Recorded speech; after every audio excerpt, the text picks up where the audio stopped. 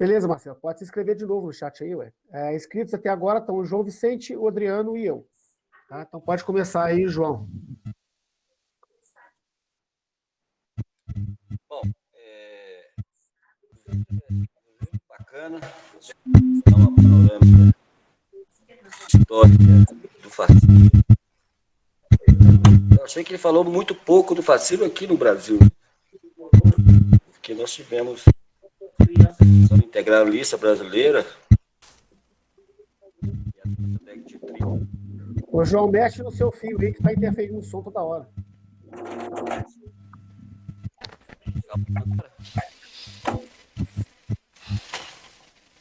Bom, Agora ficou bom. tá. E aí nós temos essa experiência no Brasil, né? Com o Plínio, que foi a principal liderança do Partido Integralista. Criaram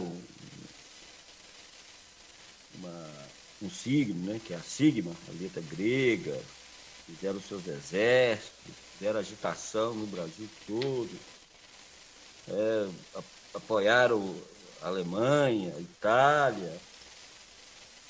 Movimento que, na verdade, é uma negação da negação. Né?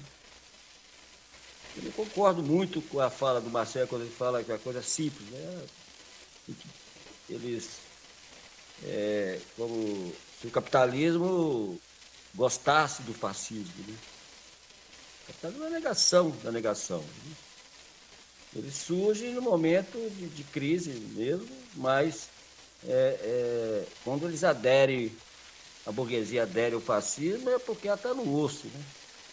Ela está numa situação difícil. Mas depois até vê que entrou numa barca furada. Né?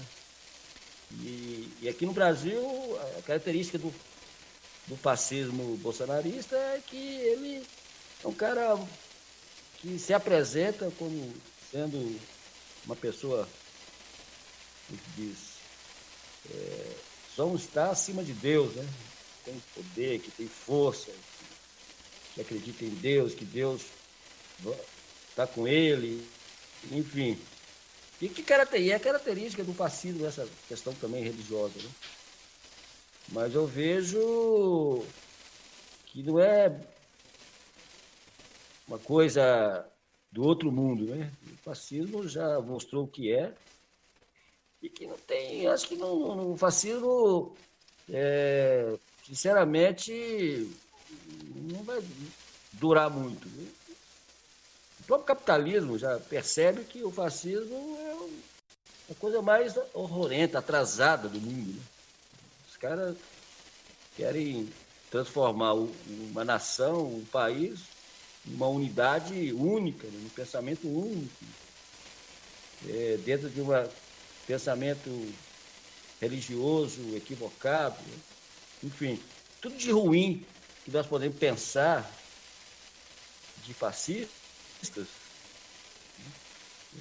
está bem claro para nós esse exemplo que nós estamos vivendo no Brasil. Né? Não é um fascismo à la italiano, né?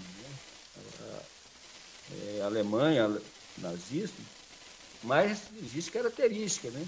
Só que o nosso fascismo aqui no Brasil, a característica está ligado à milícia, né? Ligado a segmentos mais corruptos desse país, e pior que se apresentam como os caras que vão combater a corrupção. Então, agora, nós vamos derrotar esses fascistas? Eu acredito que sim, o povo não está aguentando mais. E, na verdade, se não fosse a pandemia, eu acredito que o povo hoje estaria na rua, apesar que existe uma intimidação muito grande, né, sobre a população, vamos dizer, mais pobre, mais carente, que não sabe se defender, porque a característica de fascista, né, é de gritar, agredir as pessoas, intimidar. Então, muita gente hoje não fala muita coisa, porque tem que ter medo mesmo de falar, né, de sofrer algum tipo de repressão. Aí hoje nós temos muita tecnologia, né, através das redes sociais, ameaçar as pessoas. Então, assim, eu vejo que o sentimento hoje da população brasileira está caminhando para dizer basta, né? E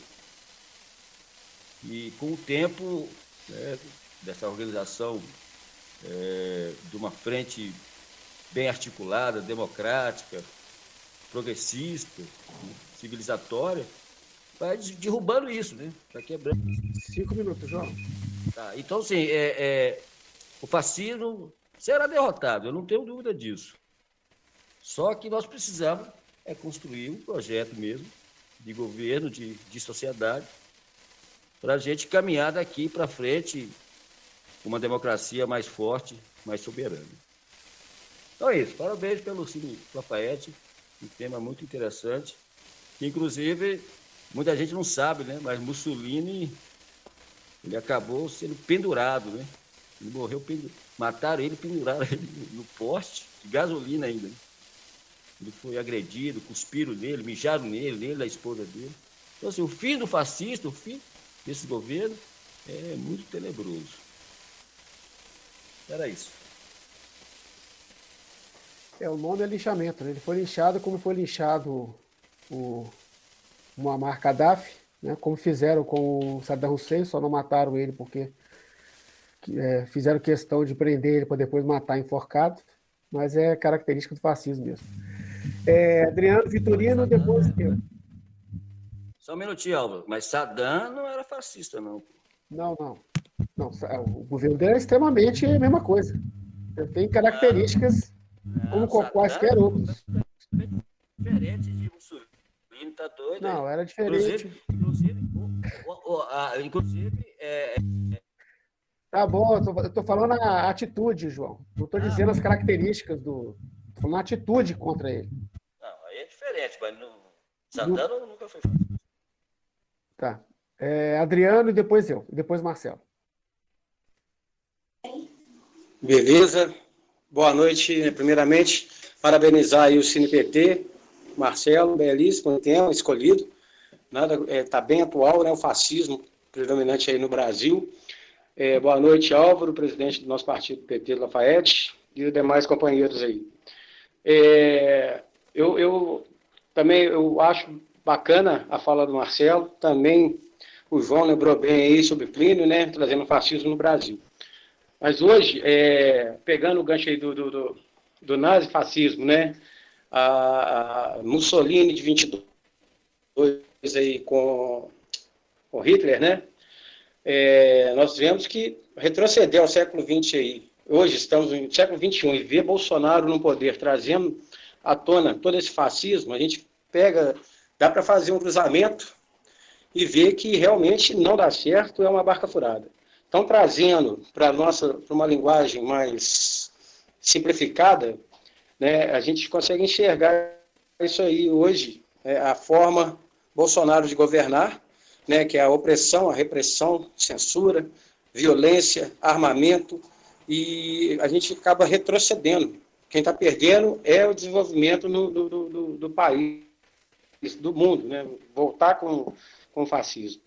Então, assim, eu acho pertinente, foi muito bom a escolha desse tema, mostrar para os nossos filiados, mostrar para o povo, à esquerda, o que é o fascismo, e tentar, de uma forma democrática, como a gente sempre faz, retirar, né, banir isso do cenário político brasileiro. A princípio brasileiro, né, e quiçá do mundo. Eu acho que a gente deveria ter mais debate sobre esse tema, mas tentar simplificar de uma forma que fique mais fácil para chegar aos militantes, né? E esse ato que a gente vai ter agora, do dia 29, a gente pode tentar, não sei, incutir, igual a gente está fazendo muito em rede social, mas a minha colocação mesmo é só até dizer, porque quem conheceu um pouquinho, estudou, voltar em 1922, lá com Mussolini trazendo o fascismo, e cruzar hoje com o governo Bolsonaro, percebe nitidamente que é inadmissível e inaceitável essa forma, né? As questões de totalitarismo, ditatorial, isso é fora de questão. Então, só mesmo, Álvaro, para não estender para a demanda, para deixar oportunidade para os outros companheiros, eu só queria mesmo salientar e parabenizar aí a equipe, Marcelo, porque a escolha do tema foi muito boa e isso aí vai fomentar e vai aguçar ao pessoal. Nós aqui que estamos assistindo, vamos ser multiplicador desse videozinho e desse tema com os nossos companheiros, para instigar e para eles entenderem também a relação do fascismo no Brasil. É só isso mesmo que eu tinha que falar, Alva. Obrigado, boa noite a todos aí. Beleza, Adriano, nós é que agradecemos. Ainda tinha 1 minuto e meio aqui ainda, tá tranquilo. Mas então agora é o seguinte, estão inscritos aqui eu, depois o Marcelo, depois o Marilene. Deixa eu zerar aqui, zerei. Vou começar o meu aqui. O que eu queria falar, pessoal, é algumas poucas... É só para fazer uma associação a isso que o João falou, porque o documentário falou muito bem sobre o que é o fascismo, mas não trouxe isso para a nossa realidade atual, hoje. Então, eu queria falar um pouquinho do seguinte sentido, dizer o que há em comum em todos esses regimes fascistas. Né? Igual o João está falando aí, o Saddam Hussein não era fascista porque ele tinha alguma tendência lá, de repente, que não era dos fascistas. Mas, no conjunto, se você olhar, o que tem em comum em todos os regimes fascistas? Aquela coisa dos números que ele colocou lá, né, no documentário. Você tem característica 1, 2 e 3, você tem gente que é 2, 3 e 4, 3, 4 e 5, e você tem gente que é 4, 5 e 6, que, ou seja, em tese não teria nada a ver o 4, 5 e o 6 com aquele que é 1, 2 e 3. No entanto, tem. E o que são essas características em comum? Eu vejo da seguinte forma, o que tem em comum, primeiro, é o autoritarismo, todos eles, sem exceção, a tendência autoritária, eles são antidemocráticos, tá? Eles pregam o tempo todo, insuflam o tempo todo a enganar a população, a serem contrárias à democracia, porque a democracia impede que eles exerçam com plenitude toda a sua malignidade, todas os seus abusos, as suas arbitrariedades. Então, em todos esses regimes, qualquer lugar do mundo, onde que se fala que teve uma experiência fascista, inclusive eu coloco, por exemplo, a ditadura militar que nós tivemos de 64 a 85, ela não foi só militar, ela foi militar e empresarial também, né, que tinha um apoio não só empresarial, civil também, porque ela tinha todas as características naquele momento ali. Né? Eles poderiam não usar o discurso exatamente como o do Mussolini, ou como o do Hitler, ou como o do Salazar, mas eles tinham muitas dessas características também. Né? O falso moralismo, né? Da boca para fora defender o cristianismo completamente anticristão, como estão fazendo hoje de novo, né? Os fascistas que estão no governo e aqueles que defendem os que estão no governo. Então, ou seja, eles são profundamente antidemocráticos. E é nesse sentido que eu dei o exemplo do Saddam Hussein, porque ele lá também, quando os Estados Unidos provocou aquele absurdo que foi a guerra no Iraque, contra uma mentira, usou uma mentira para poder invadir o país que eles queriam do petróleo, mas usaram a mentira que tinha armas de destruição em massa. E o que aconteceu? A grande maioria da população, que era de uma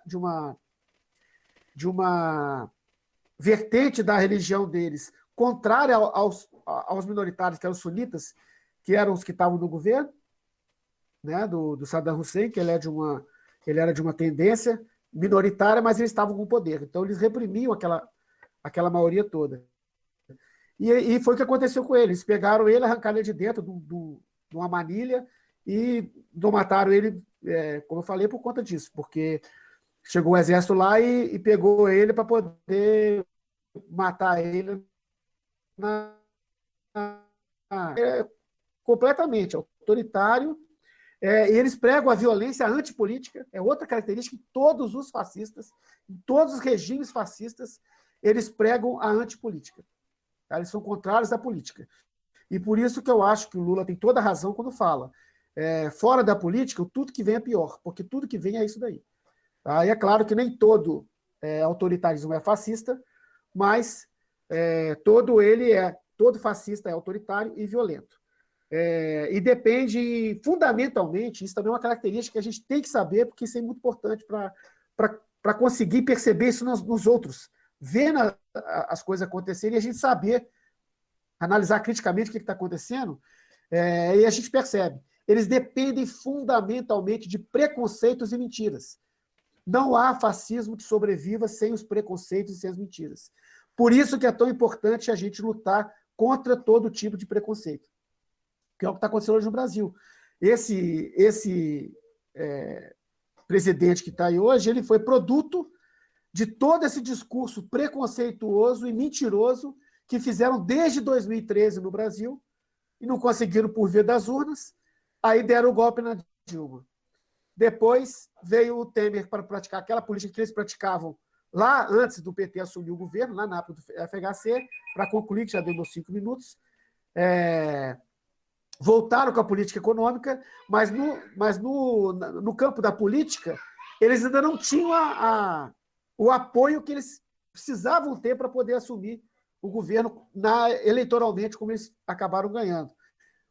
E por que eles ganharam? Porque aqueles que deram o golpe foram engolidos pelos fascistas. Né? A extrema-direita engoliu a direita brasileira. Você vê o que foi a posição do Alckmin e de todos os outros da direita, que é aqueles que eles achavam que ia ser os vitoriosos pós o golpe. Né? No entanto, quem ganhou foi exatamente aquele que tinha o comportamento mais irracional, mais violento, mais autoritário.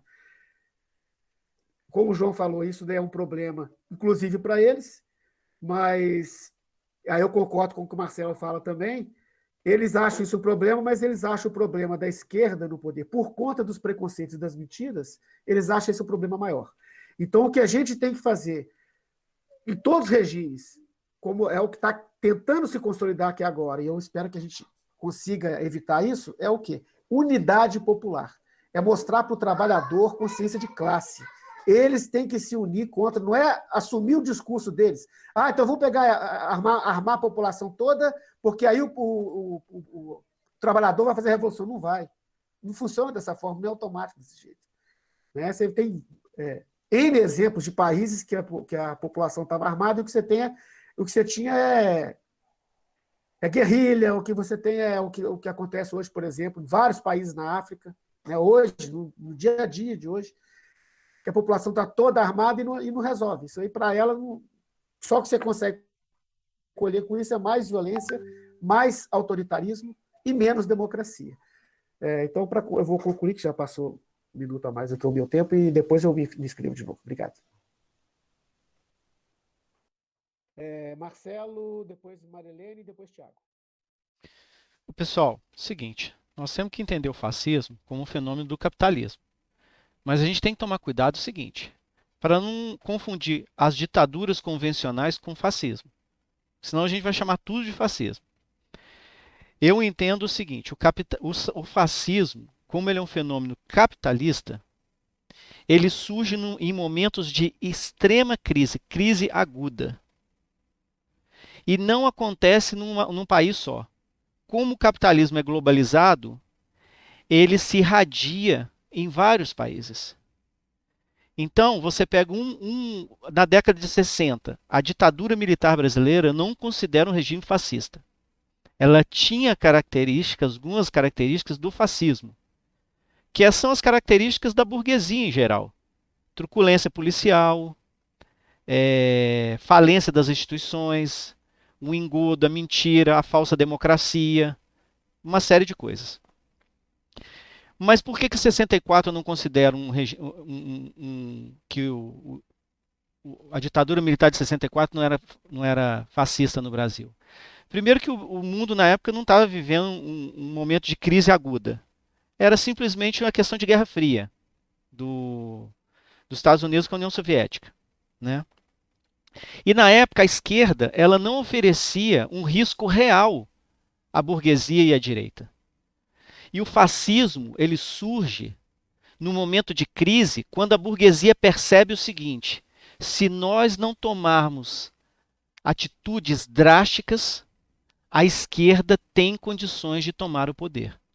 E foi isso que a gente viu em todo o início do século XXI. Lula aqui no Brasil, a esquerda Venezuela com Evo Morales, com Chávez, Evo Morales na Bolívia, ou seja, a esquerda começou a ter um protagonismo.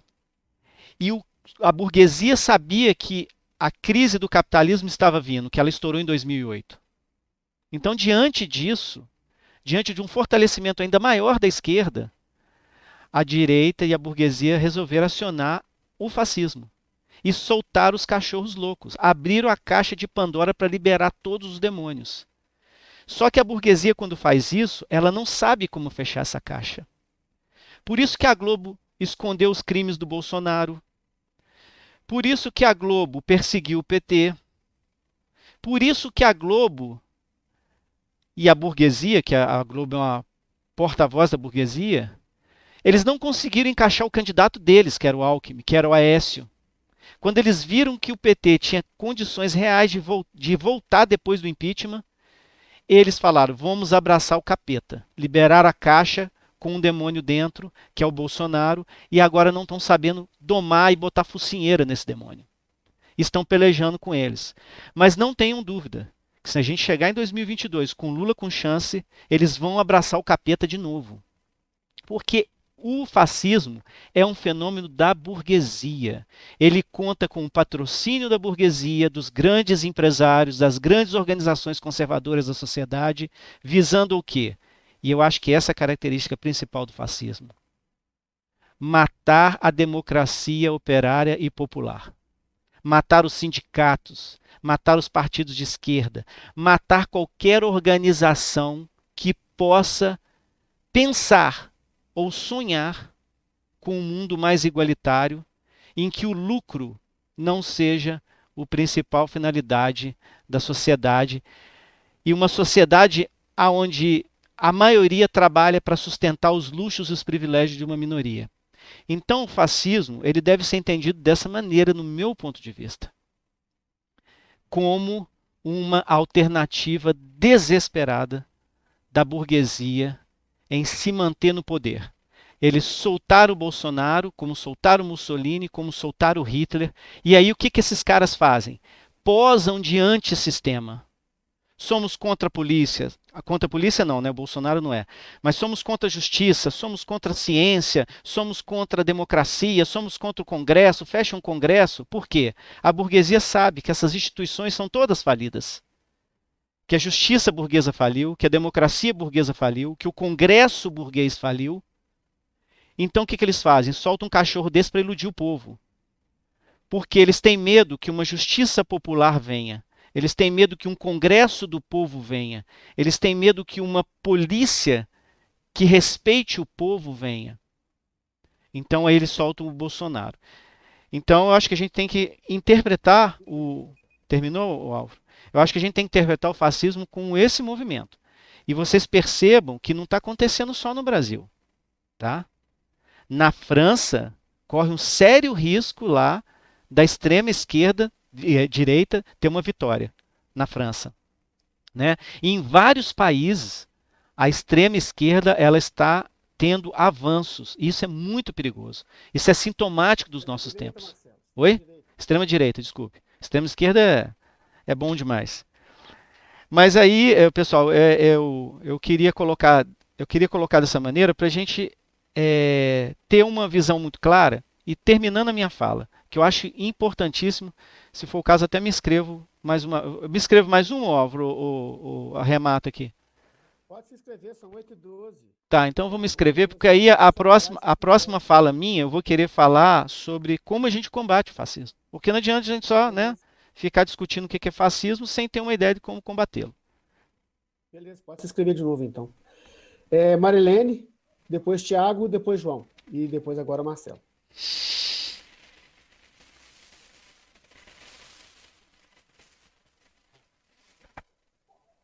Tem que abrir o microfone. Marilene. Casal, né? Boa noite, estão me ouvindo? Isso, agora estamos te ouvindo. Boa noite a todos. Então, e a todas, né? Então, eu gostei muito da exposição do vídeo, né? E no qual, né, me fez refletir, né, sobre uma pensadora, né, uma filósofa, a Hannah Arendt, né, que venciou, né, tudo aquilo, os horrores, né, do Holocausto. Então, eu vou deixar aqui, né, para dividir a fala aqui com o meu marido também, né, que tem que dar espaço para todos. Vou deixar aqui um pensamento também para refletir, né, sobre o aqui e agora, né, que podemos puxar esse cruzamento, né, que vem a ser esse pensamento que eu achei muito interessante. O poder nunca é propriedade de um indivíduo, pertence a um grupo e existe somente enquanto o grupo se conserva unido. Eu vou dividir aqui mais um pouquinho aqui com meu marido, ele vai falar um pouquinho também, tá bom? Pois é, eu penso que o final da fala aqui da minha esposa, essa questão da unidade, né? Dos grupos, principalmente que fazem um posicionamento contrário, né, a todas as formas e manifestações malignas, né? Eu estive analisando o seguinte, que as instituições do Brasil, de um modo geral, todas elas, de alguma forma, elas foram sendo contaminadas, né, por indivíduos que foram tendo participação em determinados setores e que talvez tenha que se discutir quais são os critérios para poder as pessoas ocuparem principalmente posições, né, de destaque na sociedade em que elas têm uma importância na questão das decisões, nas questões relacionadas a um projeto social, né? Porque houve um momento que todo mundo dizia que tinha uma grande solução para o país, tá?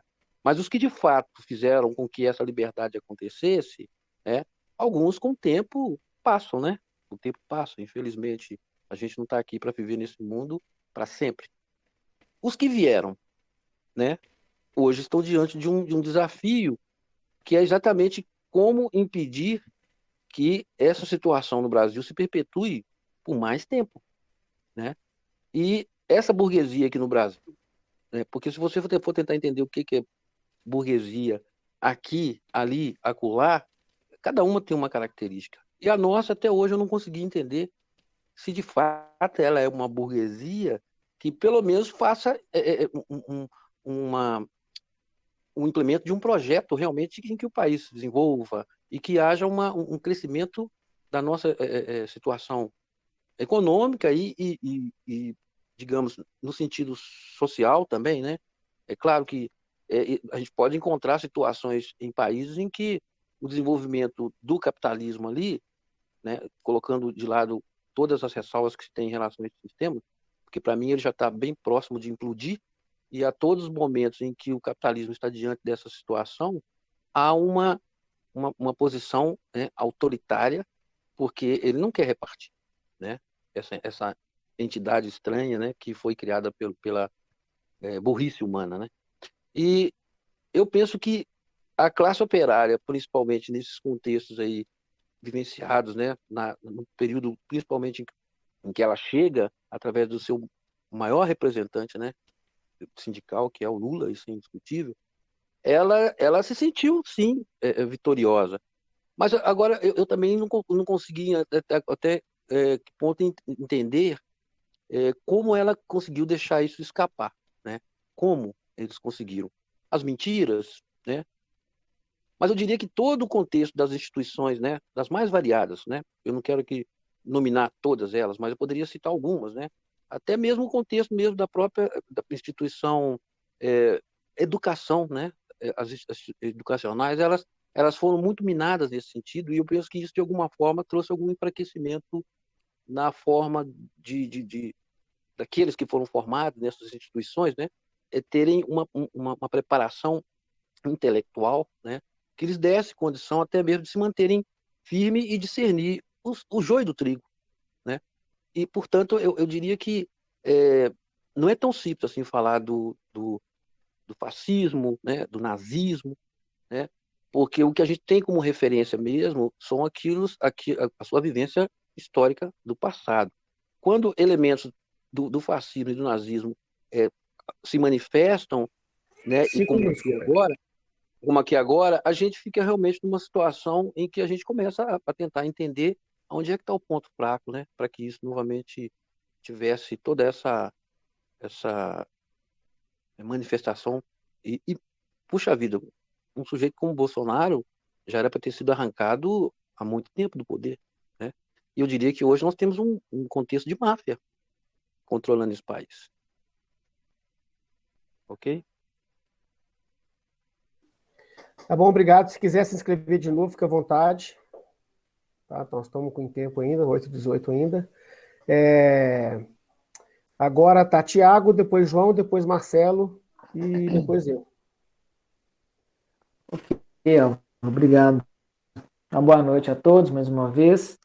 Então, eu acho que o tema, né, embora bastante atual, ele também seja um tema ainda bastante complexo, né, e também de difícil entendimento, sobretudo de entendimento popular, né? A gente fala muito, ouve muito, mas poucas pessoas conseguem compreender, até porque realmente, né, ele é sim de difícil compreensão.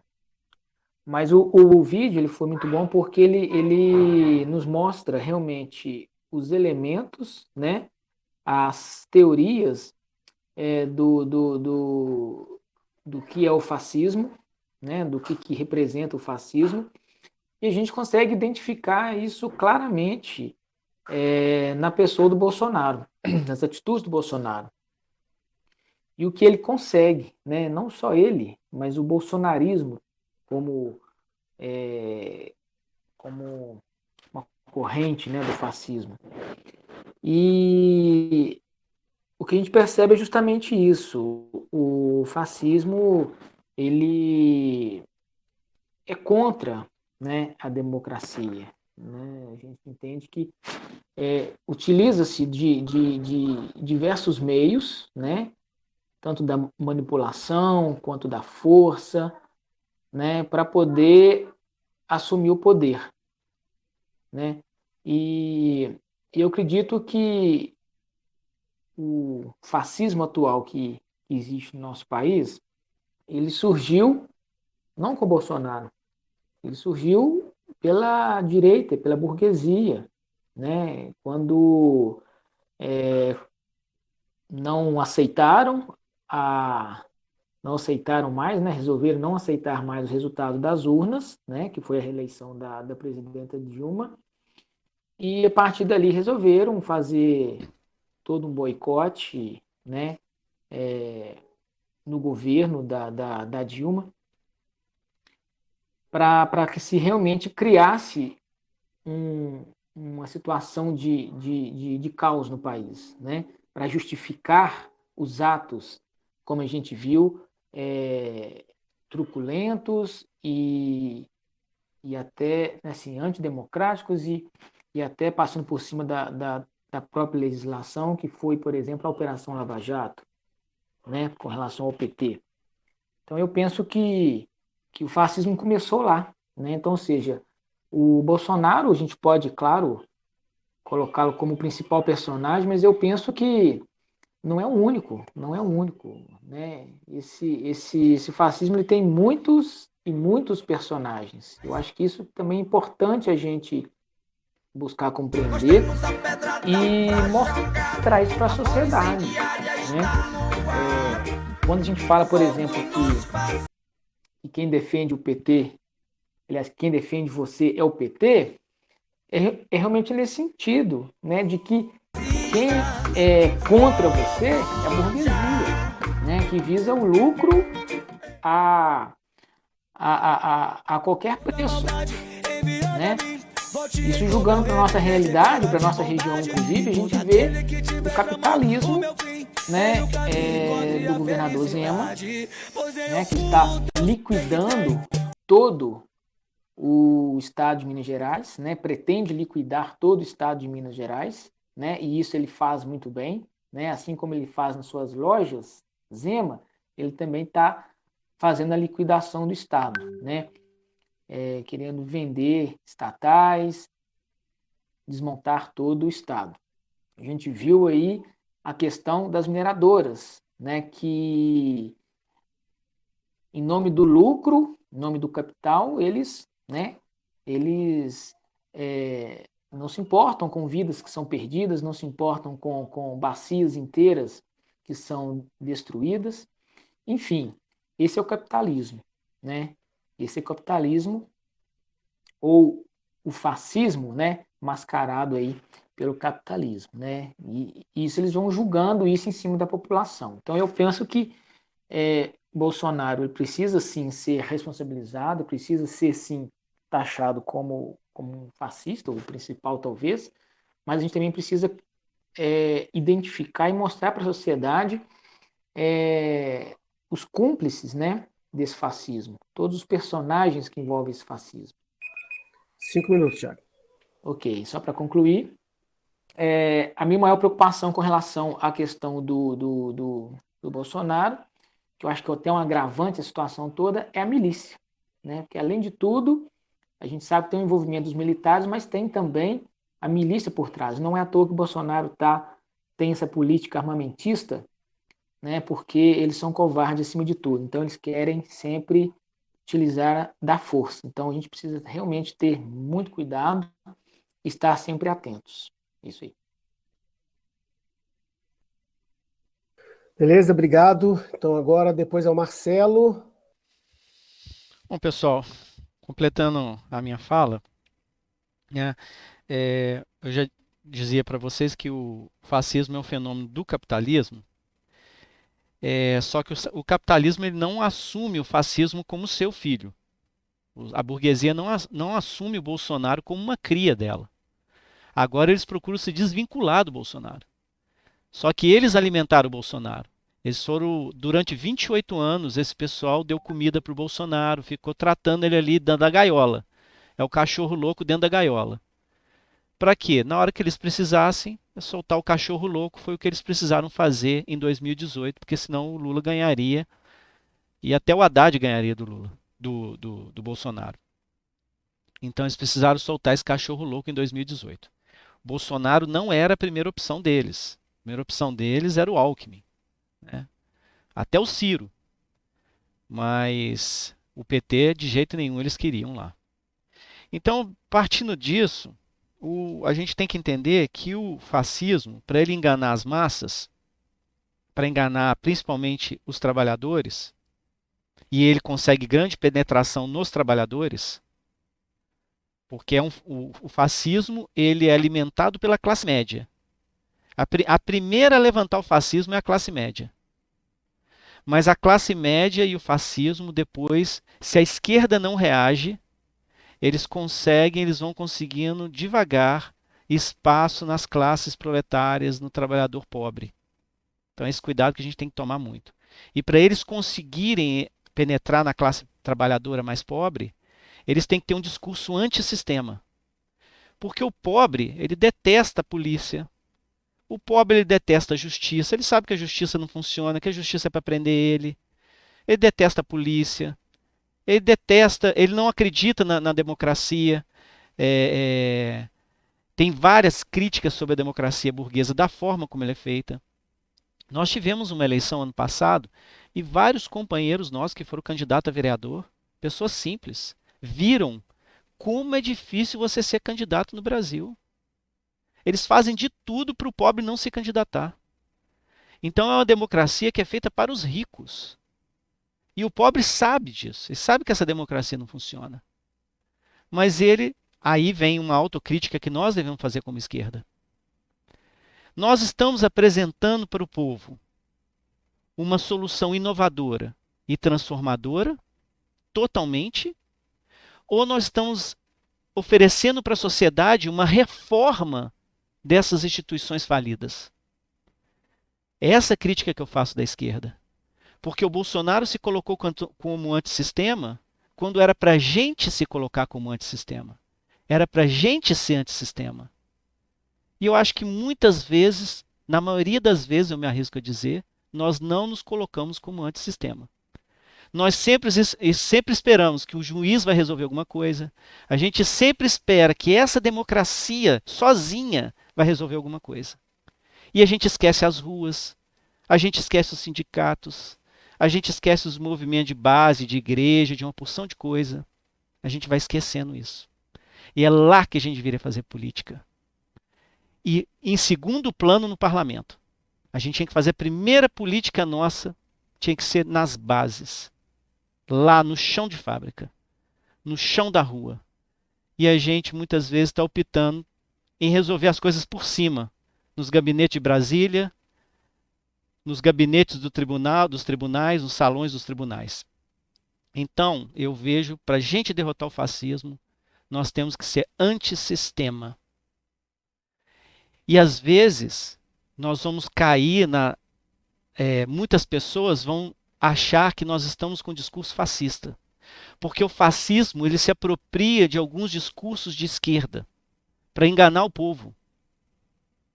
E a gente não pode cair nesse engodo. Porque eles sequestram alguns discursos. Por exemplo, por que o partido nazista chamava Partido dos Trabalhadores Socialistas dos Trabalhadores Alemães? Porque o socialismo naquela época tinha muita força. Então o Hitler queria se passar como protetor dos trabalhadores. Aí colocou lá o nome lá. Por que o PSDB é Partido da Social Democracia? Nunca foi. Partido neoliberal. Mas fala social-democracia porque é um nome bonito que remete aos setores da esquerda da social-democracia. Para combater o fascismo, nós não, na minha opinião, tá, uma opinião pessoal, para não criar problema com os companheiros aí que não concordam comigo. Mas a minha opinião, fascismo não se combate através das instituições burguesas. Não adianta a gente achar que vai combater o Bolsonaro com impeachment, com CPI, com investigação, com petição online no Supremo. Nós vamos esperar sentado e nós não vamos conseguir nada. Fascismo se derrota nas ruas. É povo nas ruas, é greve, é paralisação. E aí a burguesia responde com violência. E aí eu respondo, como é que nós vamos responder essa violência? Esse é o grande desafio nosso, pessoal. Eu não conheço nenhum regime fascista que tenha sido, aliás, tem algumas poucas exceções, mas a maioria, desconheço aqueles que foram resolvidos nos gabinetes. Foi povo na rua, ou foi uma guerra, ou então, no caso de Portugal, que foi o seguinte, o exército resolveu cruzar os braços e não apoiar mais, porque eles estavam cansados da guerra colonialista de Portugal nas antigas províncias lá, territórios lá de Angola, aquelas guerras todas que estavam se envolvendo, o exército estava de saco cheio daquilo ali e resolveu não lutar. Como o exército não lutou, bastaram que eles saíssem nas ruas e foram recebidos com rosas pelo povo. Mas são casos excepcionais. Não acredito que o nosso exército vai fazer isso por nós. Nosso exército ele é a coluna vertebral e as polícias militares são a coluna vertebral do bolsonarismo no Brasil. Então fica o desafio para vocês. Eu estou falando o seguinte, minha concepção, fascismo se derrota nas ruas. Como nós vamos fazer isso? Nós vamos ter que resolver essa questão. Porque com certeza a resposta vai ser violenta. Então fica essa provocação para vocês, porque eu acho que a saída não é fácil. Tá bom? Obrigado. Tá, então deixa eu zerar o meu de novo aqui. Peraí. Eu perdi agora que eu ia falar. Bom, eu ia concluir só o raciocínio que eu estava falando sobre o fascismo hoje. O que acontece? Eu concordo com o Marcelo plenamente quando ele fala que o fascismo é um produto do capitalismo, e com certeza é.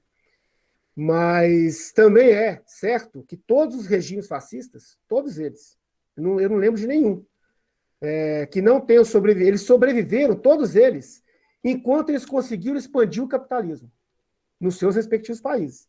Então, por que foram 20 anos lá na Itália? Porque ele conseguiu, durante os primeiros 15 anos, expansão do capitalismo na Itália.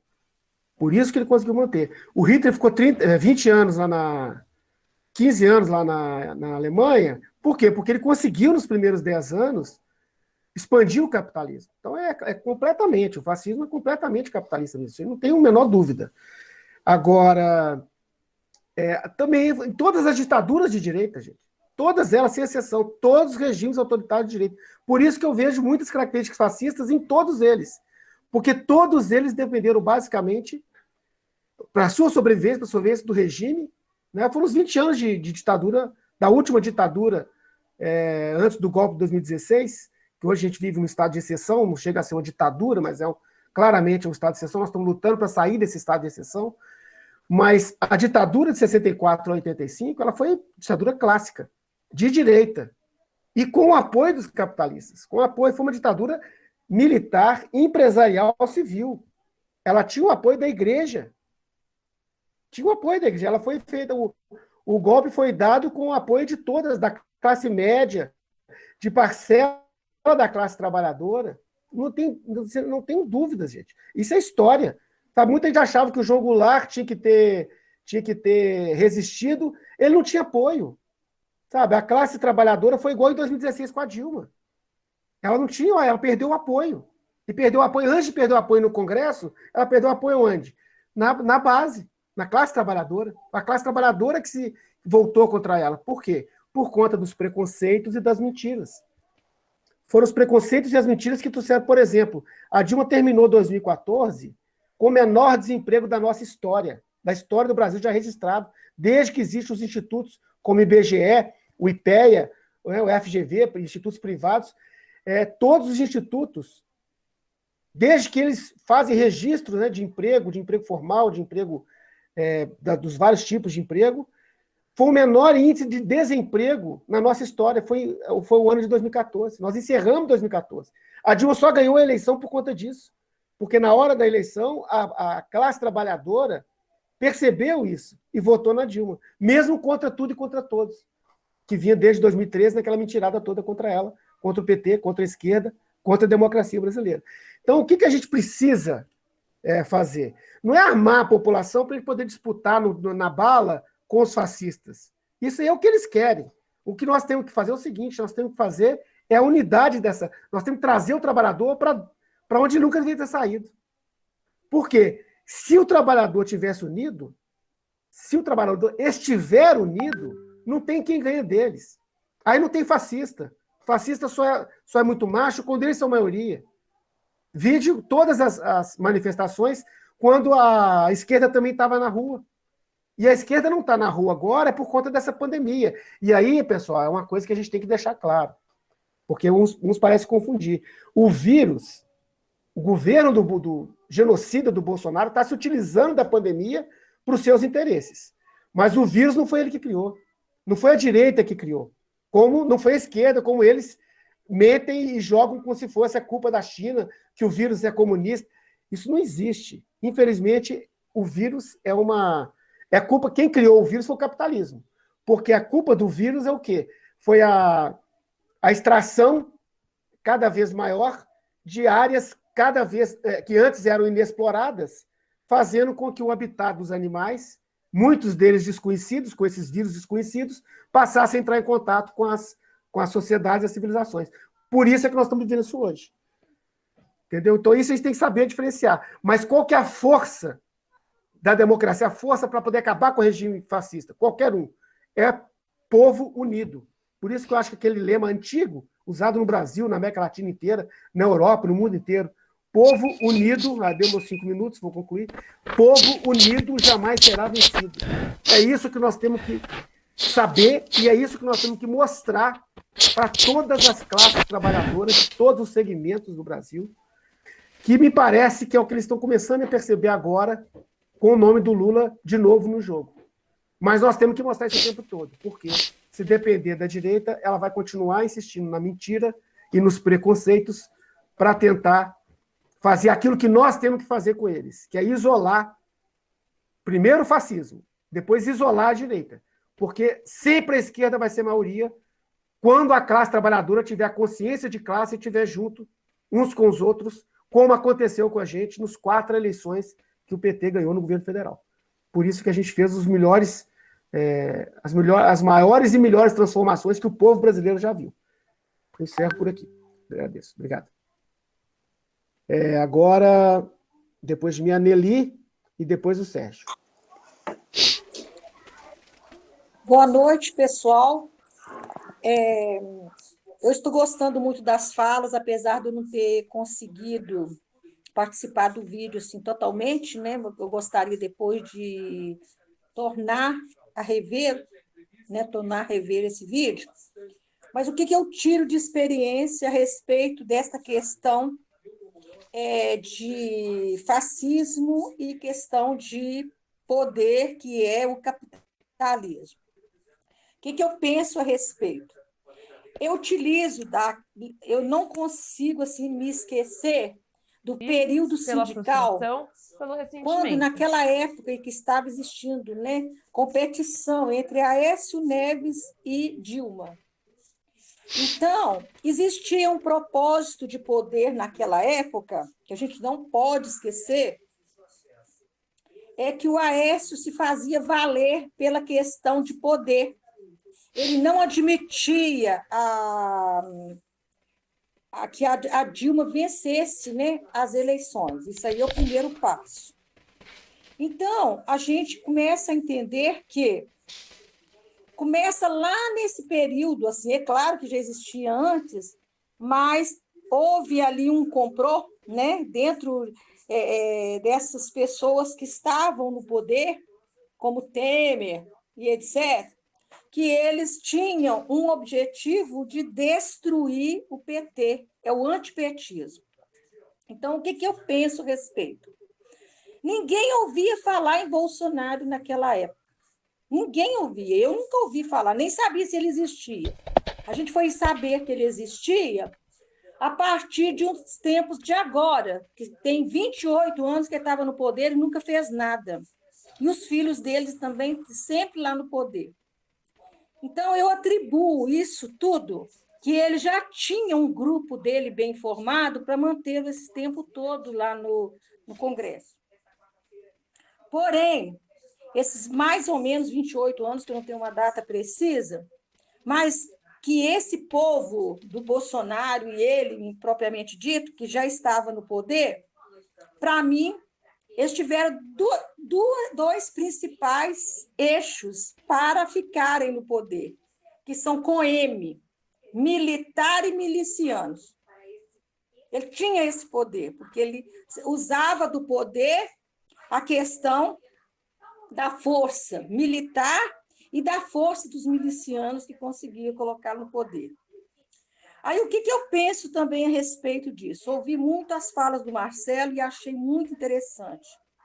Preparar a população, a gente tem que preparar, e o Álvaro acabou de firmar aí a questão da unidade. Então, nós temos certeza que, para vencer esse fascismo, a esquerda vai ter realmente que estar na rua, que nós estamos sendo prejudicados por esse período aí, que é a pandemia, e ele está utilizando esse período da pandemia para fazer valer toda a força deles, né? Desses fascistas e dessas pessoas que estão lá no poder. Então, eu penso assim, o capitalismo aqui em Minas Gerais, nós temos aí o Zema, que é o exemplo assim que segue, ele é um seguidor Bolsonaro, porque ele usa também o poder. Agora, o que eu tenho ainda em mente? Nós temos que arranjar uma forma que eu não tenho assim uma condição de ter essa forma em mãos. A gente tem que tentar discutir essa questão. É que a luta é uma preparação para os ataques. Nós temos que lutar, mas temos que estar de outro lado na retaguarda com os ataques, porque quando acontecer uma manifestação que começar a atingir as ruas, começar a fazer número, acontecer uma repercussão a nível nacional, os ataques virão. A gente não sabe de que maneira que esse povo está tentando arranjar esse ataque, que é um perigo, né, para a nossa sociedade. Então, o Álvaro falou uma coisa muito interessante aí, que o povo unido jamais será vencido, que é um slogan antigo que já está sempre sendo debatido, mas eu penso também naquele lema do Sindiúti, que era a união que fazia a força, a união faz a força, com certeza. Porém, a gente não pode deixar, né, deixar assim passar que a 5 união minutos, faz né? a força. Só um segundinho para fechar. A união faz a força porque, naquela época, quando estava acontecendo a eleição em Minas Gerais, estava aí, a gente sabia que a gente tinha uma barreira pela frente, que era o Anastasia, que era apoiado pelo Aécio Neves. A gente sabia que haveria aí uma possibilidade deles irem para o poder. Porém, o que aconteceu? O povo da educação, o Álvaro sabe perfeitamente, nós participamos dos movimentos sindicais, principalmente em Belo Horizonte, o Marcelo também vivenciou essa questão, e houve uma união muito forte, conseguiu derrotar Aécio Neves e Anastasia no estado de Minas Gerais. Então, a união faz a força. Nós não sabíamos que a gente não sabíamos que a gente conseguia tanta força para isso. E naquele período a gente estava sendo ameaçado com as greves. Mas quem é que segurou a greve nesse momento que fez a união fazer valer? Foi aqueles aposentados que eles achavam que eram desocupados que iam para a rua chamando todo mundo. Só para fechar e acabando aqui. Então, quando existe a união, eu até ouvi o padre João falando agora num encontro aí, que o povo velho, vacinado, é que tinha que começar a ir para a rua. Então, a gente não fala de velhos e aposentados. Eu acho assim, essa turma que está aí, podendo entrar em movimento e podendo fazer, a gente tem que usar todas as armas possíveis. Se é a vacina e vacinados, é ela que a gente tem que usar. Se são os jovens que não estão vacinados, mas são assintomáticos, é eles que nós teremos que usar. Nós teremos que encontrar saídas para esses movimentos serem fortalecidos e tomar bastante cuidado. Eles estão armados até os dentes contra a gente. Um abraço para o pessoal. Obrigado, Nelly. Agora o Sérgio, depois Marilene de novo. Ô, Álvaro, na fala do Sérgio, poderia encerrar nas inscrições? Isso, 8h48, a gente pode. Na fala do Sérgio agora, quem quiser, pessoal, se inscreve agora na fala do Sérgio. Eu estava prestando atenção nas falas aqui, eu fiquei muito preocupado com uma questão sobre o fascismo no Brasil, que eu não sei se aconteceu nos outros casos que houveram em outros países pelo mundo afora, que é essa questão das milícias. Por exemplo, um fato que aconteceu lá no Rio de Janeiro, que foi o assassinato da Marielle Franco. Com toda certeza, a gente sabe que a polícia tem competência para investigar e descobrir quem matou e quem mandou matar. Isso aí, para a polícia descobrir, não é difícil. Eles têm competência para isso. Mas por que não acontece? Por que não investiga? Por que não elucida o crime? Não mostra quem cometeu os crimes, quem mandou, quem matou? E por que a justiça também não acontece? Agora, na minha fala, eu queria mais fazer umas perguntas aqui, se o Marcelo puder responder, ou mais alguém puder responder, que eu estou tentando assim, estudar um pouco sobre o fascismo, mas eu ainda não tenho muita coisa para falar, eu estou querendo mais ouvir. Eu estou com essas perguntas aqui. Por exemplo, qual que é a origem, a raiz da palavra fascismo? Que a gente sabe que é um sistema, né? Um sistema que tem esse nome de fascismo e todas essas características que foram mostradas hoje. Mas, se tiver a possibilidade, eu gostaria, para entender melhor, qual a origem, a raiz dessa palavra. E ainda tem mais perguntas. Quando que surgiu pela primeira vez no mundo e quando que surgiu no Brasil? E outra coisa, os próprios fascistas, como que eles se definem? Eles se definem como fascistas? Por exemplo, o bolsonarismo, ele é entendido como fascismo por eles próprios, qual que é a concepção que eles têm dessas ações deles?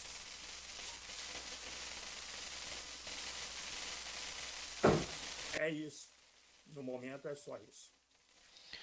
O Sérgio, Tá bom. Pode falar, Marcelo. fascismo é um termo, vem de feixe. É uma palavra italiana. É feixes. Eles usavam feixes paralelos, como se fosse assim, ordem, retidão. Então eles se denominavam como fascistas lá. O termo italiano eu não sei. Mas vem de feixes, feixes alinhados. Então, ou seja, eles são como aquela. É como se você colocasse várias varetas, uma do lado da outra, certinho, elas retinham uma do lado da outra. Então, o termo fascismo vem daí. Ele surgiu na Itália, né? Tanto é que o Hitler se inspirou no Mussolini, inicialmente, se inspirou no Mussolini. Surgiu na Itália, lá para ano 1920, alguma coisa por aí, já começou a surgir. Antes disso, até um pouco, já começou a surgir. No Brasil, aí ele se espalhou rapidamente, foi se espalhando, né? No Brasil, eu não sei exatamente a data que ele surgiu no Brasil, se o Álvaro souber, mas até onde eu saiba, surgiu também. E tem alguma coisa a ver com a palavra fácil? Não, tem nada a ver. O fácil em que sentido? Não é de Fascismo. facilidade? Fascismo, né? Então, fácil, você está falando de facilidade? Porque foi Não. falado aqui também, ele traz soluções fáceis. Ele quer trazer Eles soluções fáceis. têm explicações simplistas, é isso mesmo. Isso. Mas não tem. O que o Marcelo falou é isso mesmo. O sentido é de fecha, de ajuntamento, é de união.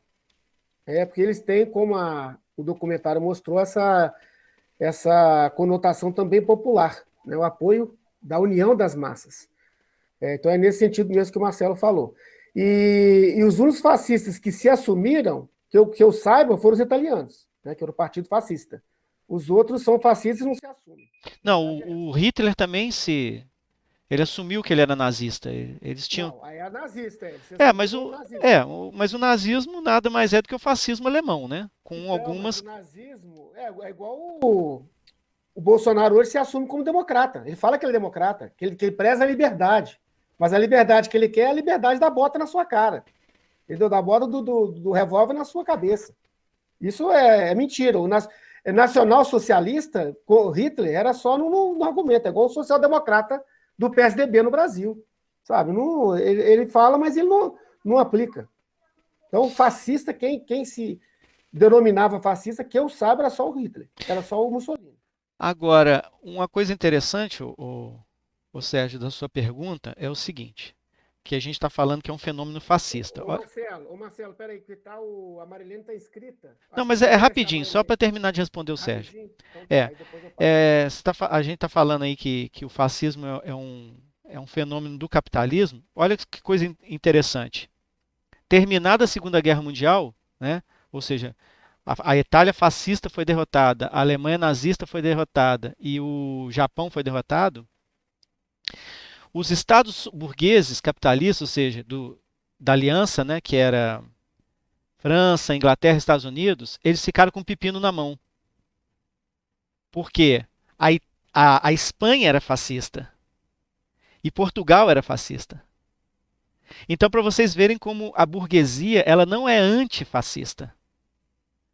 O que eles fizeram? Mantiveram esses governos fascistas, mas não foram governos que se envolveram na guerra, e chamaram eles de regimes o quê? Autoritários. Renomearam para regimes autoritários, só isso. Mas o que existia em Portugal e na Espanha era fascismo. Na Grécia era fascismo. E os Estados Unidos, a França e a Inglaterra se recusaram a combater esse fascismo. É só para pontuar mesmo, para a gente já ir sementando. Muito ao contrário, eles continuaram patrocinando esse tipo de regime em tudo quanto é lugar, inclusive no Brasil, em 64. Tentaram antes e até conseguir em 64. Marilene, por favor. Então, eu queria aqui é, apresentar aqui um ponto muito interessante daquele vídeo,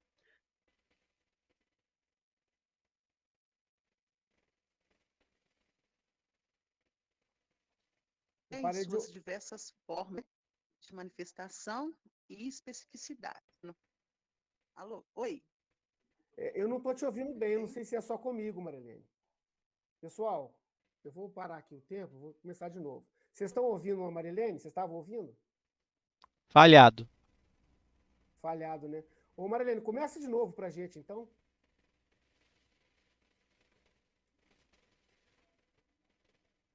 Marilene, começa de novo, por favor. Vocês estão me ouvindo? Agora sim. Comecei, vocês estão me ouvindo? Agora sim. Então, eu queria, eu queria aqui, muito interessante na exposição, exposto no vídeo, né? Sobre a questão do fascismo e em suas diversas, né? E um outro ponto que eu achei muito interessante da, é a questão, por exemplo, do Zema, né? Da forma das ações do Zema. E essa questão me fez refletir, por exemplo, a, a educação, né? Aqui na minha região, que eu sou aqui de Mariana, Minas Gerais, e de que forma está sendo formada a consciência, né? Até mesmo daquelas pessoas que estão ali dentro da educação, né? Que está ali também à frente de uma escola, né? Sobre a gravidade do momento e as consequências também, né? Desses, é, é, as consequências, de acréscimo desse momento atípico, né? Da pandemia. Então, a gente observa que é questão de uma falta de investimento sério na educação, pandemia. A questão também da necessidade de humanização, né, dentro do sistema de educação, né? Que eles não, assim, a gente observa, né, dentro dos comportamentos, eles não estão a questão do socioeconômica, né? Ou seja, as desigualdades, né, sociais com relação ao acesso e com relação às outras coisas, né? E, enfim, assim, eu estou gostando muito de participar, né, dessa partilha, estou aprendendo muito e tudo. Então, tem uma série de coisas aqui que a gente pensa, né, que das falas aí, né, tudo é muito bem colocado e a gente observa o que está acontecendo na nossa realidade, né? Então, vem tanta coisa, a gente faz ligação que não dá, né? Que o tempo aqui a gente tem que compartilhar com os colegas e não dá para poder expressar tudo. Mas, enfim, eu penso que a questão do Bolsonaro, eu acho que Bolsonaro só, no meu modo de pensar, será vencido pela democracia. Pela democracia, entendeu? Pela democracia, eu acho que a questão da conscientização da população, né, a política ela, da população, ela é imprescindível, sabe, neste momento, porque é a questão, né, de jogar, né, uma coisa e as pessoas perceberem aquilo que vai assim ser prejudicial, né, e fatal mesmo. Vamos colocar aqui, né, vou dar um exemplo aqui para o funcionário público, na maioria das vezes não é percebido, né? Eles não têm aquela nitidez de esclarecimento sobre a conjuntura política, econômica, né, e cultural, né, do momento. Eu penso que tem que fazer um movimento muito forte de conscientização nesse sentido, porque assim a gente está num momento em que todos nós estamos sendo afetados, né? Mas poucos têm essa consciência, né? Mas o que fazer diante de um sistema educacional, né, falido, né? Então, eu penso nesse sentido aí, sabe? Assim, de uma conscientização da população, entendeu? Com relação à questão da conjuntura atual, né? Que, na verdade, todos nós estamos sendo afetados, né? Pela, pelas atrocidades, né? Desse desgoverno.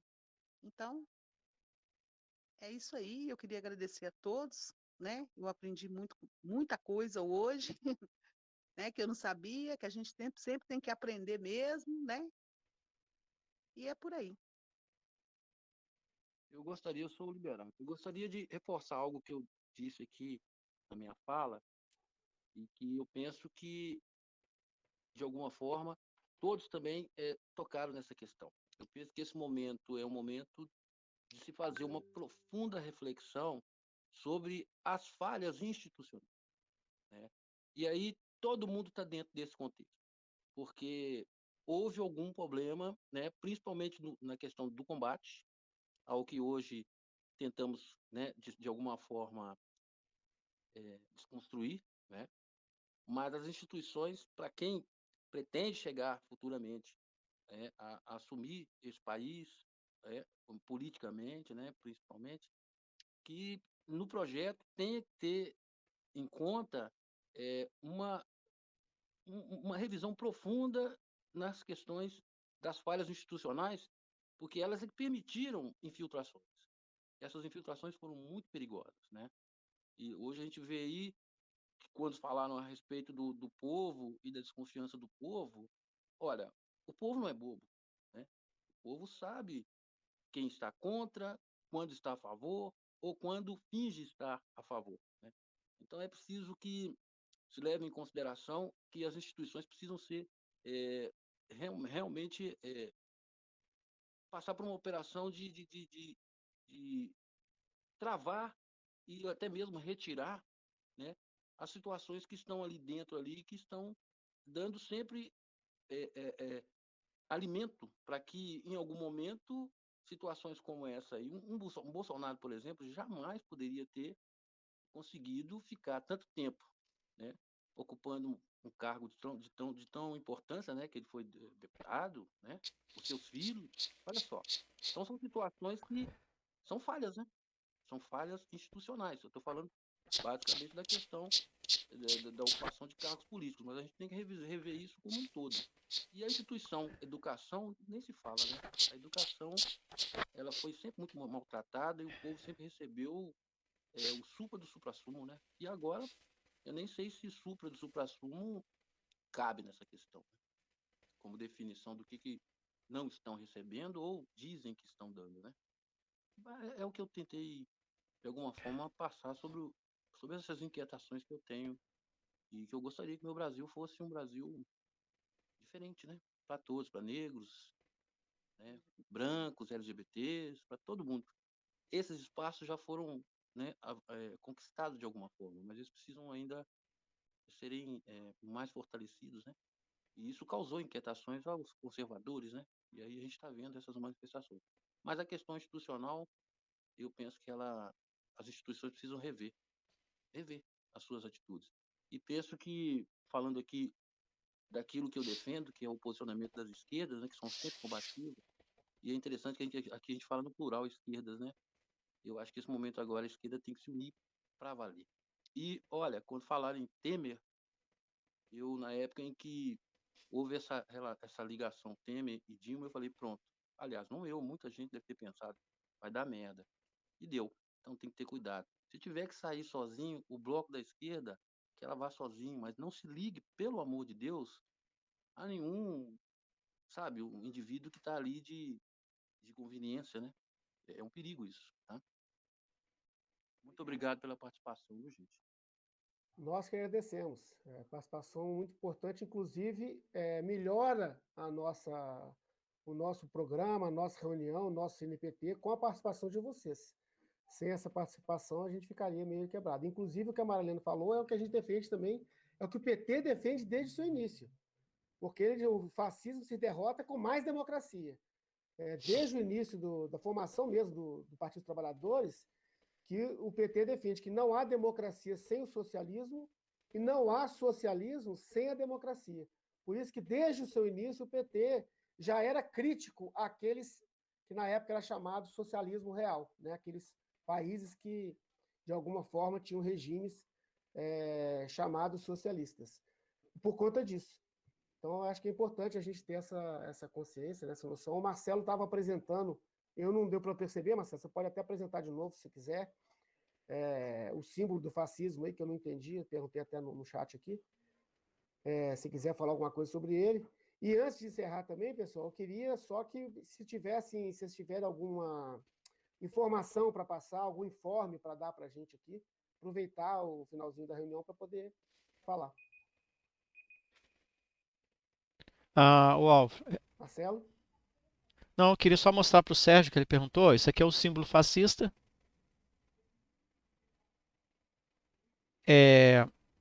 Se baseia nisso, olha lá, os feixes paralelos amarrados.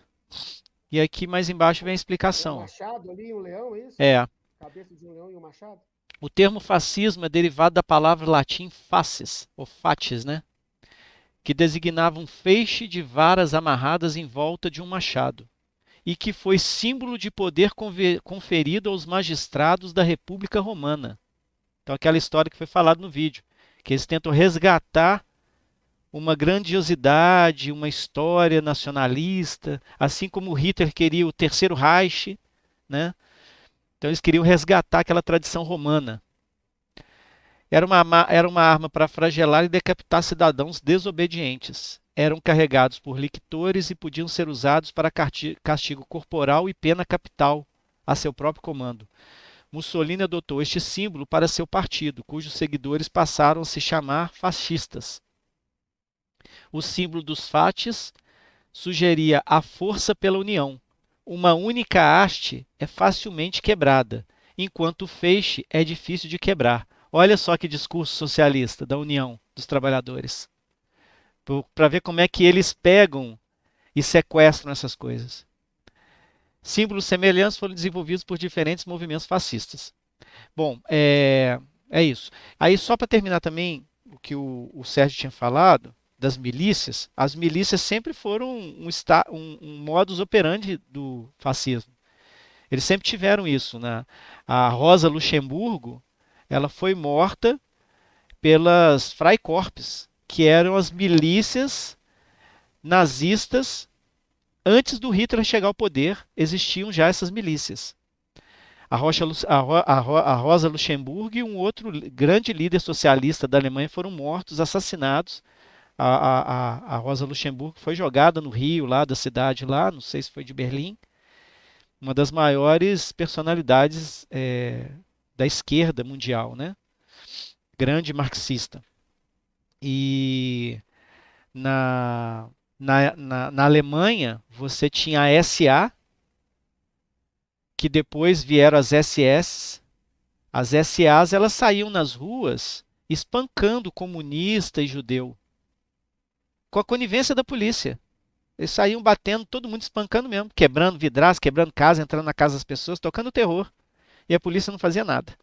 Porque, inclusive, a polícia fazia parte dessas... A paisana, né, fazia parte dessas milícias.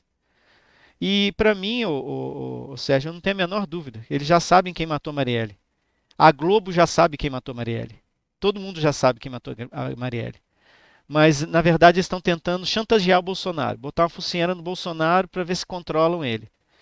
Porque enquanto eles não conseguirem um candidato de direita, limpinho e cheiroso, um Huck, um Mandetta, alguma coisa assim, e o Lula estiver liderando as pesquisas, eles não tiverem um candidato, eles não vão queimar o Bolsonaro. Por isso que eu não acredito no impeachment e nem acredito nessas CPIs. Isso daí não passa de um mecanismo de pressão mesmo em cima do Bolsonaro. Olha, ou você faz tudo que a gente está mandando, que na economia ele já está fazendo, mas só que ele fala muita merda. Então eles estão falando assim, ó, ou você para de agir desse jeito, continua fazendo o que você está fazendo, mas para de agir igual um imbecil, ou então nós vamos te queimar.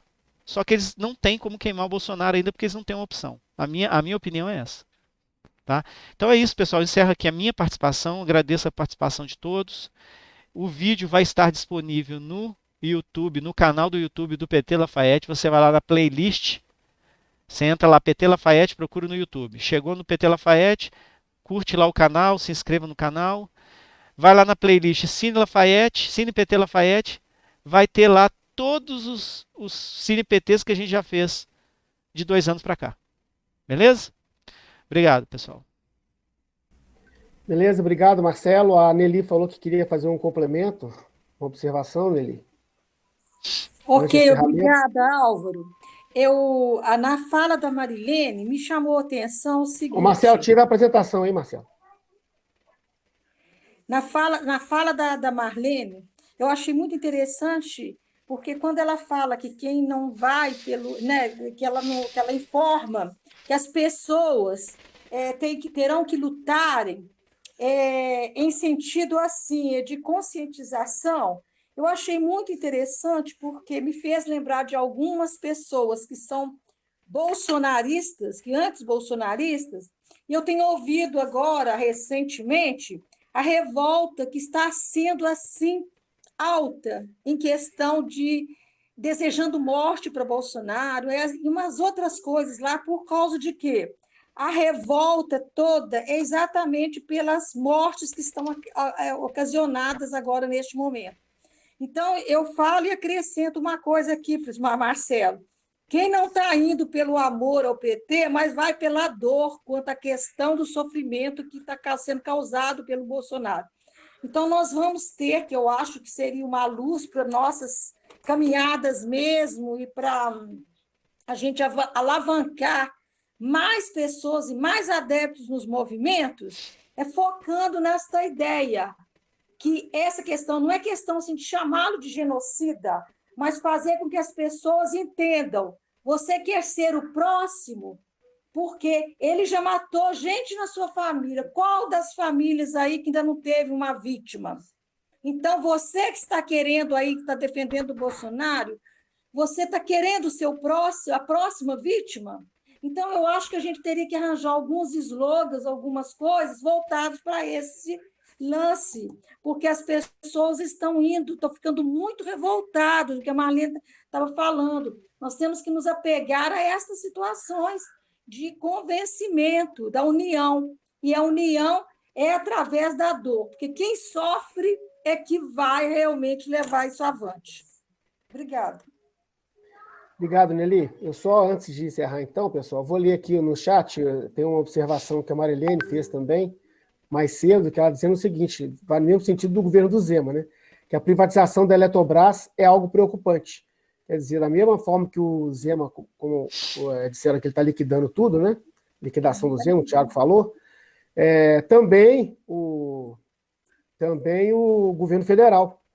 E com um detalhe, durante os 28 anos de vida fácil na Câmara, que o Bolsonaro, né, o nosso genocida que está na presidência hoje, ficou na Câmara, ele sempre defendeu o inverso. Ele sempre criticou o liberalismo, ele sempre falava mal do liberalismo, ele sempre ridicularizou os liberais, porque ele sempre defende, na realidade, ele sempre defendeu esses ideais fascistas mesmo, autoritários. Então, ele criticava, ele fazia troça dos liberais inclusive dessa defesa das privatizações. E agora, no governo, ele, como o Marcelo disse, está completamente refém, né? Para se manter lá como fantoche, não conseguiu ainda implantar o Estado fascista que ele sempre pregou, já tentou de todas as formas. Agora a gente está vendo hoje aí a denúncia do filho dele com aquela empresa de Israel, que tinha um aparelho de espionagem chamado Guardião, que é exatamente o sistema utilizado pela Lava Jato. Olha só como é o mundo, hein? É exatamente esse sistema Guardião que a Operação Lava Jato utilizou para poder fazer toda a espionagem que ela fez, inclusive grande parte dela ilegal, né? Como aconteceu, todo mundo sabe, contra a Dilma, né? Contra o escritório de advocacia do Lula e provavelmente dos demais também, porque era o modus operandi deles, é um modus operandi criminoso, né? Por isso é que corretamente foi agora julgada a suspeição do Moro, e eu acho que eles têm que ser punidos também, porque o Moro não agiu sozinho, né? Os crimes que eles praticaram têm que ser investigados e efetivamente processados, para que sirva de exemplo mesmo, tem que haver punição. Não estou dizendo que tem que prender, não quero nunca que façam com eles o que eles fizeram com seus algozes, com as suas vítimas, mas que eles sofram as consequências da verdadeira justiça, mesmo, daquela justiça que preza pela democracia, né? Que por garantir aqueles valores que é a nossa Constituição, que são as nossas leis, e que eles quebraram em vários momentos e derivou nesse trágico governo que a gente está vivendo.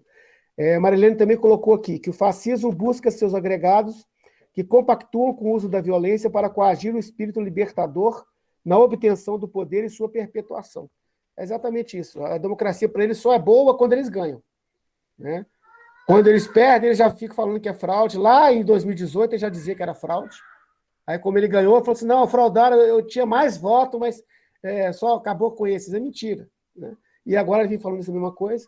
É um comportamento típico. E a Silene está dizendo o seguinte, desculpa que eu cheguei atrasada, vocês falaram do ato dia 29, no início, eu acho que ninguém comentou não, Silene. Se você quiser comentar, informar para quem está aqui. Não me lembro, Marcelo, você comentou? Não. Pessoal? Não, comentou não. Então, eu vou falar rapidamente, pessoal, para a gente já encerrar, que a gente já passou do nosso horário. Está todo mundo cansado, né? Nós vamos fazer um ato no dia 29 de maio, sábado, às 9 horas, na Praça Queluz, na Praça Barão de Queluz, aqui em Lafayette. É um ato de rua pelo Fora Bolsonaro, vacina no braço, comida no prato, auxílio emergencial e contra toda essa destruição que o Bolsonaro está fazendo. A gente entende que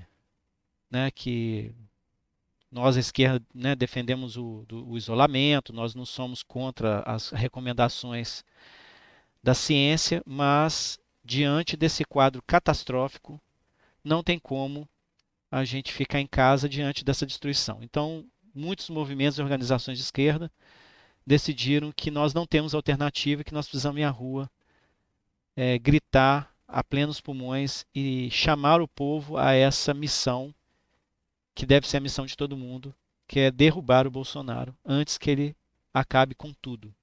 Então, vocês estão convidados, todos estão convidados para participar. Nós vamos manter todos, né? Nós não queremos aglomerar. Então, mantenha a distância, vá de máscara, com a máscara mais segura que você tiver, leve álcool gel. Mas vá, é importante que as pessoas vão. Quem puder ir, é importante que vá. Porque nós precisamos mostrar força. Porque se a gente não tomar as ruas, o bolsonarismo ele vai querer tomar as ruas. A gente já viu eles aí se assanhando no 1º de maio. O que foi um absurdo, né? Eles que destruíram a carteira de trabalho, eles que destruíram a aposentadoria, desfilaram livre, leve e soltos os fascistas no 1º de maio, que é a nossa data mais sagrada. Então isso é um recado para a gente. Por isso que eu falo, Bolsonaro, bolsonarismo e fascismo a gente derrota nas ruas. Então é isso, pessoal. Boa noite para vocês, tudo de bom e a gente se vê. Beleza, obrigado, Marcelo. Mais alguém quer comentar alguma coisa? Podemos dar por encerrado? A Marilene escreveu aqui. O ato eu estou acompanhando o propósito, muito pertinente e necessário na atual conjuntura. Estarei aqui vibrando para que tudo dê certo. Pátria livre. Tudo bem, Marilene? É isso, pessoal. Então tá bom. Eu agradeço a presença de vocês, todas e todos vocês. Já são 9h20. Eu vou dar aqui, então, como encerrada a nossa reunião de hoje, o Cine PT. E na próxima semana, eu lembro a todos que a próxima reunião do PT, na próxima quarta-feira, é a reunião do diretório. Tá? É a nossa primeira reunião do mês de junho, é a reunião do diretório. Obrigado pela presença de cada um de vocês aqui. Ficaram aqui até agora, são os 12. Chegamos a ter 15 ou 16 aqui simultaneamente. Por isso eu agradeço e boa noite. Boa noite. Boa noite, tchau. Boa noite, todo mundo. Boa noite a todos aí também. Boa noite, pessoal. Boa noite. Boa noite, gente. Com Deus aí, todo mundo. Com Deus.